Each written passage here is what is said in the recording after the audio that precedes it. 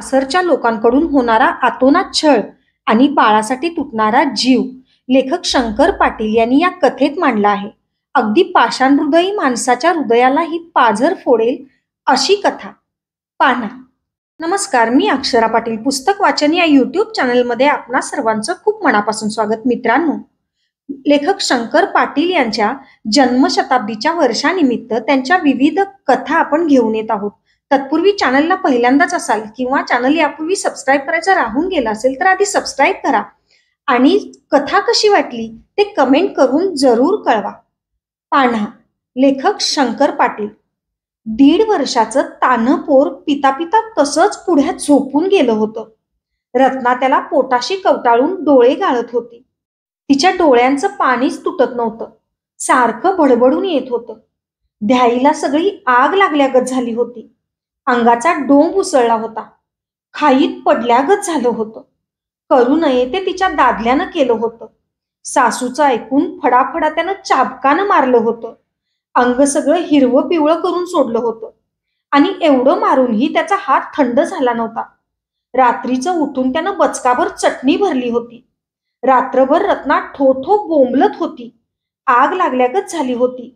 सगळ्यात ध्याईचाच डोंब उडाला होता. या घरात आता पाणी घ्यायचं नाही असं तिनं ठरवलं होतं. 1 सोडून 3 वर्ष अशा हालापेष्टा ती काढत होती. दावणीच्या ढोरागत जगायची पाळी आली होती. तडातडा सासूनं बोलावं आणि पदापदा दाल्यानं मारावं का म्हणून उलट विचारायची सोय नव्हती. देवानं तोंड दिलं असून बोलता येत नव्हतं. आज 3 वर्ष हे सगळं सहन करीत होती. निमूटपणे सोसत होती. आपलं नशीबच असं म्हणून गप्प बसली होती. पण आता त्या घरात राहायला तिचा जीव धजत नव्हता. कसं झालं तरी देवानं पोटाला एक पोरगं दिलं होतं. त्याला काखेत मारून माहेरी निघून जावं. मोलमजुरी करून दिवस काढावेत आणि आहे ते पोरगं तेवढं जतन करत बसावं. उद्या ते थोरलं झालं आणि म्हातारपणी आपल्याला बघितलं म्हणजे रगड झालं. आता दुसरं काही नको. हात धड होते. रट्यात बळ होतं. मजुरी करून पोट भरता येत होतं. आपल्या आईबापाच्या घरात जावं आणि पुन्हा इकडं ढुंकून बघू नये. पोराला घेऊन तिकडंच दिवस काढावेत. मागचं सगळं विसरावं. कशाला आठवण तरी ठेवायची. गप मुरगाळून पडलेली रत्ना आपली सासूच्या पाळतीवर राहिली होती. ती आत येऊन पडली आणि जरा डोळा लागल्यागत झाला म्हणजे बेतानं उठावं आणि पोराला काखेत मारून गुमान निघून जावं असा विचार करून ती वाट बघत होती. 4 साळकाया माळकाया जमून सासूबाहेर सोफ्याला बोलत बसली होती. आपल्या सुनेचंच गुणगान तिखटमीठ लावून ती सांगत होती. सासू फार खोटी होती. एवढं सगळं करूनही ती जगाला आपलाच तेगार सांगत होती. कुठं पाप फेडणार होती देवाला ठाऊक. दुसऱ्याला खरं वाटावं असं सांगत होती. बायकाही ऐकून घेत होत्या. त्या तरी काय करतील. तिचे गुण सगळ्या जगाला माहीत होते. पण जग तिला बोलायला कशाला जाईल. कारण काय. आत पडलेली रत्ना कान देऊन ऐकत होती. आगीत तेल ओतल्यागत होत होतं. तिच्या अंगाचा सगळा भडका उडाला होता. पण काय करायचं, काय सांगायचं ते सांग बाई असं आपल्या मनालाच म्हणून ती गप पडली होती. ती आत येऊन कलंडण्याची ती वाट बघत होती. भर दुपार झाली. बायका उठून गेल्या. मग सासू उठून आत आली. बसून 2दा तपकीर ओढली आणि काहीतरी जरा उशाला घेऊन तिथंच कलंडली. रोजचा तिचा हा नेमच होता. आता 2 तास तरी काही उठणार नव्हती. तिला चांगला डोळा लागेतोवर रत्ना गप पडून राहिली. कसली हालचाल न करता गप मुरगळूनच पडली. 1 घटका गेली. सासूला गडद झोप लागल्यागत झाली. लुगड्याचा पदर तोंडावर घेऊन पडलेली सासू बारीक आवाजात घोरू लागली आणि कसला आवाज न करता रत्ना बेतानं उठून बसली. झोपमोड न होईल अशा बेतानं तिनं आपल्या पोराला उचलून घेतलं. त्याला पदराखाली झाकून घेऊन ती पायाचा आवाज न करता बाहेर सोफ्याला गेली. एकवार मागं बघितलं. सासू तशीच पडलेली दिसत होती. जडशीळ शिशाचा गोळा पडावा तशी पडून राहिली होती. ती जागी नाही याची खात्री झाली आणि भराभरा पायऱ्या उतरून ती अंगणात गेली. त्यावर पुन्हा काही मागं वळून तिनं बघितलं नाही. पायांना घाई झाली होती. मन पुढं धाव घेत होतं. रत्ना रस्त्याला लागली. एक एक घर मागं जाऊ लागलं. आता पुन्हा ती या गावात येणार नव्हती. तिला भडभडून येत होतं. पाटलाच्या चंद्रानं पोटाशी धरून तिला समजावलं होतं. माळ्याच्या सखूनं हे पोरग पोटात होतं तेव्हा चोरून आणून खायला दिलं होतं. बिचारी पदरात दडवून आणून देत होती. पाठच्या बहिणीगत तिची माया होती. रत्ना घाईनं पाऊल उचलत होती आणि गाव मागं जाईल तसं मन अवघडून येत होतं. बोंगाळ्याचं घर आलं. काशीबाईला कडकडून भेटावं आणि मग जावं असं वाटू लागलं, पण पाय थांबले नाहीत. थांबायला फुरसत नव्हती. ती चालत राहिली. पाण्याला जाताना एकटी बघून काशीबाई बोलवत होती. पोरी, उपाशी असशील ग, असं म्हणून उभ्या उभ्या एक अर्धी भाकरी खायला लावायची. 2-2 दिवस पोटात काही नसायचं. हातातल्या घागरी तिथंच खाली ठेवून भाकरी हातावर घेऊन खायची. आईगत बिचारीची माया होती. अंगावरचे वळ बघून त्या बिचारीला रडू यायचं. काय ग बाई तुझा हाल वनवास, असं म्हणून पाठीवरनं हात फिरवायची. कोण कुणासाठी एवढं करतं? सगळ्यांची आठवण येत होती, पण पाय पळत होते. कुणाला न भेटता सवरता. कुठं पळभर विसावा न घेता ती सुसाट सुटली होती. गाव मागं गेलं आणि माळवाट लागली. बघावं तिकडं उजाड दिसत होतं. दोन्ही अंगाला माळरान पसरली होती. पिकं निघालेली रानं नांगरली होती, कुळवली होती. दुपारचं ऊन वरनं आग पाकडत होतं. वैरान वाळवण टागत माळ सगळा तापून निघाला होता. एका आगीतनं जाळातनं चालावं तशी ती निघाली होती. बघावं तिकडं पिवळा जाळ पसरला होता. सगळ्या माळालाच आग लागली होती आणि अणवानी चाललेली रत्ना चटाटा पाय उचलत होती. काखेत पोर होतं. एकाएकी पोटात धस्स झालं. चालता चालताच तिनं मागं बघितलं. गाव लांब राहिला होता. रस्त्याला चिटपाखरू नव्हतं. नुसता पिवळा जाळ दिसत होता. पायाखालची गाडीवाट तेवढी एकटीच मागणं येत होती आणि समोर बघितलं तरी ती एकटीच पुढं निघाली होती. पण मनात आलं, मागणं कुणीतरी पळत आलं तर काय करायचं? पायाखालची भुईच पाठी लागल्यागत झाली आणि रत्ना दान पळत सुटली. वाटच वसरेना झाली. जेवढं पळावं तेवढी ती लांबच दिसू लागली. आधीच ऊन लागून पोरग कोमेजून गेलं होतं. त्यात हादरे बसून त्यानं तोंड पसरलं. काही केल्या ते गप्प राहीना झालं. कुठंतरी थांबून त्याला पदराखाली घ्यावं तर एवढी सवड नव्हती. पाठीवर गडी सोडले असले तर काय करायचं? कुणी मागणं आलं आणि वाट अडवून घेऊन गेलं तर काय दशा होईल? पोरानं तोंड पसरलं होतं तरी ती थांबली नाही. सारखी पळत होती. पाय भेंडाळून गेले होते.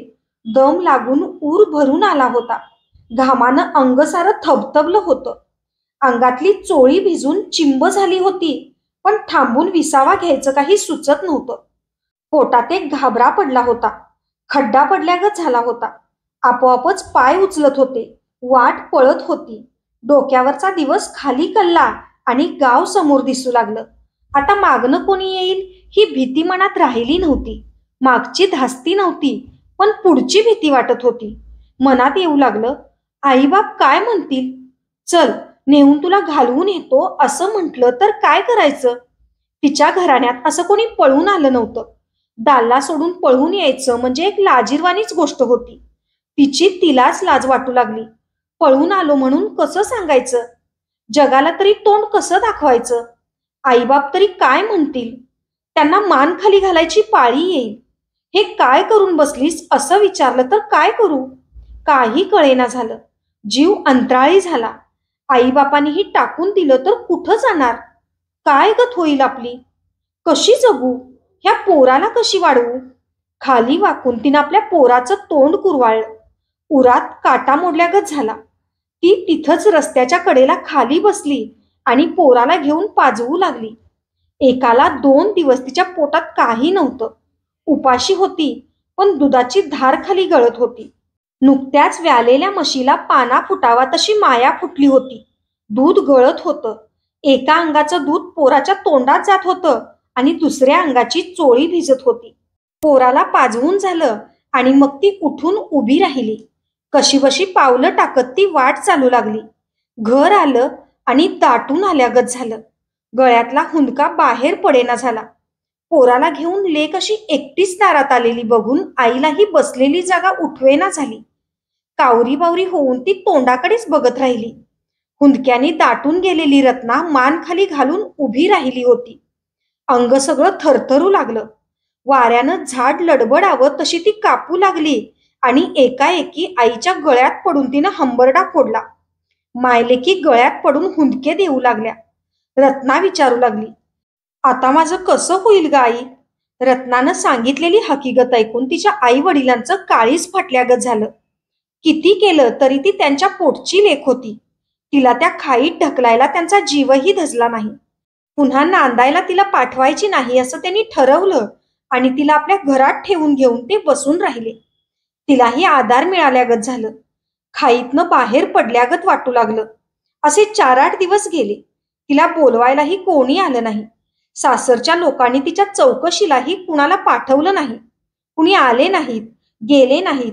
तिकडच्या तिकडे ते गप्प बसले, इकडं हेही गप्प राहिले. असेच 15 दिवस गेले. जीव थोडा सुस्थिर झाला.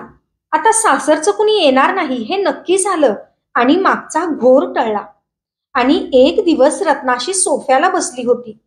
पावलं टाकत तिचं पोरगं अंगणात गेलं. टक लावून रत्ना कौतुकानं त्याच्याकडे बघत होती. पोरगं मागं वळून आईकडे बघत होतं आणि पुन्हा पुढं बघून पावलं टाकत होतं. आईकडे बघून हसत होतं, किंचाळत होतं, 4 पावलं टाकून उभं राहत होतं. असं ते अंगणात खेळत होतं. आणि एकाएकी तिचा चुलत दीर केरबा हातात एक सायकल घेऊन समोर दिसला. त्याला बघितल्याबरोबर चर्र झालं. वाचाच गेल्यागत झाली. तोंडानं या म्हणायचं होईना झालं. पण दीर आता आत येईल, त्याला बसायला काहीतरी टाकावं म्हणून ती गडबडीनं जागची उठली. कोपऱ्यात गुंडाळून उभं केलेलं जीन तिनं सोफ्याला खाली पसरलं आणि समोर बघती तर तिचा धीरही नाही आणि पोरगही नाही. नुसता भास म्हणावं तर पोरग कुठं गेलं? लगालगा ती अंगणात गेली आणि लांब नजर टाकून बघती तर तिच्या पोराला सायकलवर घालून गडी सुसाट निघाला होता. पोरग काढून नेलं हे तिनं डोळ्यानं बघितलं आणि तोंडावर हात घेत ती मागं लागली. सायकल ऐकती. तिला पळताना बघून 4 लोकही मागणं पळत सुटले. गावाच्या वेशीपर्यंत जाईतोवर तिचं पोरग लांब पल्ल्याला पोहोचलं होतं. एकाला 4 सायकली पळताना दिसत होत्या. उरी फुटलेली रत्ना गावच्या वेशीतच बघत राहिली. 4 लोकांनी तिला धरून घरापर्यंत आणलं. काही सुचेना झालं. पोटात विस्तू पडल्यागत झालं. खानच्या पोराची ताटातूट झाल्यावर कशाचा आधार तरी वाटतो. कुणी काही सांगितलं, कितीही धीर दिला तरी चैन पडेना झाला. डोक्यात किडे पडल्यागत झालं. एकाला 4घे जण मिळून तिच्या सासरी गेले. पोराला घेऊन येतो असा छातीला हात लावून तिचा बाप 2 चांगली माणसं घेऊन गेला होता. पोराला घेऊन येतील अशी आशा वाटत होती. संबंध दिवसभर रत्ना एक टिटवीगत तोंड पसरून वाट बघत राहिली. दिवस बुडायला म्हातारा माघारी आला. हात हलवत एकटाच आला. बरोबर पोरग दिसलं नाही. आभाळच फाटल्यागत झालं आणि रत्नानं हंबरडा फोडण्याच्या आत म्हातारा हुंदके देत खाली बसला. वर सोफ्याला बसायचं ते बाहेर पायरीवरच टेकला. दोन्ही हातात आपलं तोंड धरून म्हणाला, बाई, झाझाट केलं तरी पोराला लावून द्यायला तयार नाहीत ग ते. तुझी आणि लेकराची ताटातूटच करायला बसल्यात ग बाई. आता काय करायचं? आणि हात पसरून तो बोलू लागला, बाई, मी पडलो गरीब. ते हाईत तालेवार. त्यांच्याबरोबर कुस्ती खेळायची मला निभवल. त्यांच्या दांडगाव्या पुढं मी काय करू? लेकराकडं बघवत नव्हतं. परदेशी दिसत होतं. हातापाया पडून मिनत्या केल्या. आईची आणि लेकराची ताटातूट करू नका असं इनवून इनवून सांगितलं तर बाई तुझी सासू ऐकायला तयार नाही. म्हातारी आपलं थान त्या लेकराच्या तोंडाला लावून बसलीया. काय पिणार ग ते आणि कसं होईल? भुई कवटाळून रत्ना पडून राहिली. रात्रभर तिच्या डोळ्याला डोळा लागला नाही. कुणालाच काही सुचलं नाही. सगळ्या घरालाच एक विवंचना लागून राहिली आणि सकाळी उठून रत्ना म्हणाली, मला घालवून या चला. पोराला सोडून मी राहणार नाही. तिच्या आई बापालाही कोडं पडल्यागत झालं. असल्या खाईत आपल्या हातानं पोटच्या लेकाला कसं ढकलायचं? त्यात लेक अशी पळून आली होती. तिला नांदवायला ते तयार नव्हते. त्यातनंही लेकीला पाठवून दिलं तर ते तिचं काय करतील हे डोळ्यांना दिसत होतं. बाप काही केल्या बोलेना झाला आणि मग रत्नाच म्हणाली, मला उभी चिरली तर चिरू द्या, पर मला घालवून या चला. एकदा डोळ्यांनी मला पोराला बघू द्या. माझी खांडोळी करायची असली तर ते करू देत, पर मला घेऊन चला. रत्ना राहायला तयार नव्हती. एकुलत्या एका पोराला सोडून तिचा जीव तरी कसा राहणार आणि उभा जन्म ती कसा काढणार. रत्नाला घेऊन म्हातारा तिच्या सासरी गेला. बिचारा नाकमुठीत धरून गेला, पण सासूनं तिला आपल्या घराची पायरी चढू दिली नाही. सोप्याला आलेल्या सुनेला आपल्या हातानं तिनं ढकलून दिलं आणि एक हात उगारून म्हणाली, खबरदार भवाने, आमच्या घराची पायरी चढायची तुला कारण नाही. तुला आम्ही काही नांदिवणार नाही. तिच्या पुढं कुणालाच काही बोलता येईना झालं. भिवून गाबागाब झालेली रत्ना जोत्याला टेकून उभी राहिली. तिचा बापही खालीच उभा राहिला. खाली वाकून पाया पडत रत्ना म्हणाली, माझ्या आणि लेकराची ताटातूट करू नका. माझ्या लेकराकडे बघा आणि मला घरात घ्या. हात नाचवत सासू बोलली, अगं बाई, मी मस्त बघणार आहे त्याला. आईची आठवण का करून देऊ. काय बोलावं रत्नाला कळेना झालं. तोंड पसरून ती उभी राहिली. म्हाताराच हात जोडून म्हणाला, थानचं पोर आहे ते, त्याची आणि आईची ताटातूट कशी करता. म्हातारी म्हणाली, मी मस्त पाजणारी हाय त्याला. आवची तुटून पोराला घेऊन गेली. माझ्याच आतड्याला पीळ पडल्यागत झाला. कवा त्याला बघीन असं होऊन गेलं. त्याला घेऊन आल्यापासनं त्याच्या तोंडात थान देत बसलोय बाबा. आणि ताटातूट का होती. आता मीच आई हाय त्याची. म्हातारा म्हणाला, तुम्ही किती केलं तरी आईची सर येईल का. काय येत नाही असं विचारून म्हातारी आत गेली आणि पोराला घेऊन बाहेर आली. सप्पई मांडी घालून खाली बसली आणि मांडीवर घेतलेल्या पोराच्या अंगावरनं पदर घेत ती म्हणाली, असं ह्याला सारखं घेऊन बसलोय. हाताचा पाळणा आणि डोळ्यांचा दिवा करायला लागलोय. पोराला मांडीवर घेऊन म्हातारी त्याच्या तोंडात थान देऊन बसली आणि रत्नाचा ऊर भरून आल्यागत झाला. मुंग्या आल्यागत झाल्या. पाना फुटला आणि काही सुचेना झालं. आपोआप दूध गळू लागलं. ती कळवळून दोन्ही हात पसरून म्हणाली, द्या हो त्याला इकडं. कशाला. रत्ना म्हणाली, त्याला पाजायला द्या हो. माझं बाळ भुक्यावलं असल. आणि मी काय करायला लागलोय ग. रत्नाचं आतडं तुटत होतं. ती तळतळून म्हणाली, नका हो कोरडं थान त्याच्या तोंडात देऊ. ते कसं वडायला लागलंय बघा. कोरडं थान का वडतंय ग. आणि मी तरी त्याला तसं का पाजू.